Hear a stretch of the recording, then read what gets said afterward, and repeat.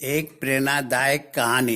कल बाजार में फल खरीदने गया तो देखा कि एक फल की रेहड़ी की छत से एक छोटा सा बोर्ड लटक रहा था।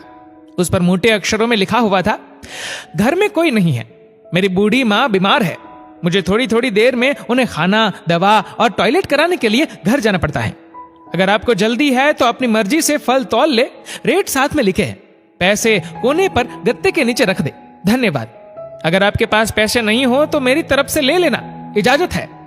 मैंने इधर उधर देखा, पास पड़े तराजू में 2 किलो सेब तोले, दर्जन भर केले लिए, बैग में डाले, प्राइस लिस्ट से कीमत देखी, पैसे निकालकर गत्ते को उठाया।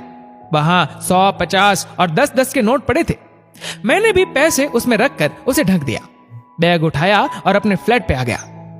रात को खाना खाने के बाद मैं उधर से निकला तो देखा एक कमजोर सा आदमी, दाढ़ी आधी काली आधी सफेद, मैले से कुर्ते पैजामे में रेहड़ी को धक्का लगाकर बस जाने ही वाला था। वो मुझे देखकर मुस्कुराया और बोला, साहब फल तो खत्म हो गए। उसका नाम पूछा तो बोला, सीताराम।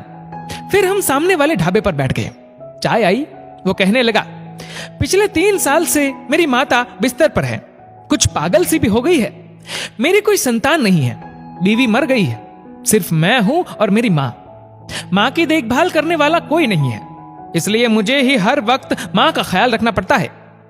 एक दिन मैंने मां के पांव दबाते हुए बड़ी नरमी से कहा, मां तेरी सेवा करने को तो बड़ा जी चाहता है, पर जेब खाली है और तू मुझे कमरे से बाहर निकलने नहीं देती, कहती है तू जाता है तो जी घबराने लगता है, तू ही बता मैं क्या करूं, नहीं मेरे पास कोई जमा पूंजी है।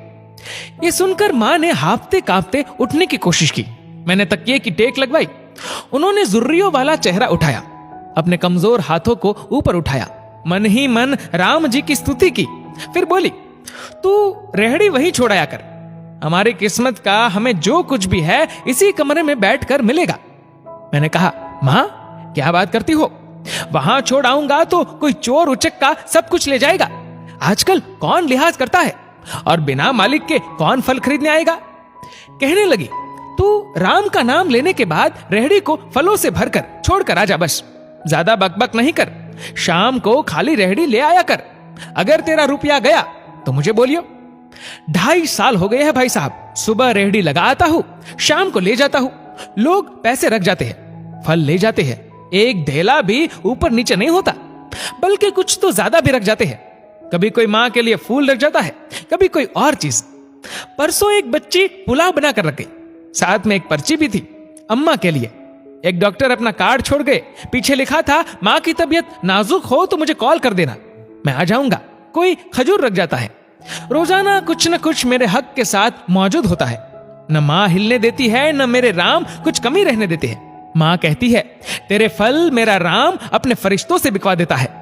आखिर में इतना ही कहूंगा कि अपने माँ बाप की सेवा करो और देखो दुनिया की कामयाबियां कैसे हमारे कदम चूमती है। दोस्तों, इस वीडियो को लेकर आपकी क्या राय है, नीचे कमेंट करके जरूर बताएगा। और अगर आपको वीडियो अच्छा लगा हो तो इसको लाइक करेगा, शेयर करेगा ज्यादा से ज्यादा लोगों तक, और ऐसे ही और भी इंस्पिरेशनल वीडियोस के लिए सब्सक्राइब करें हमारे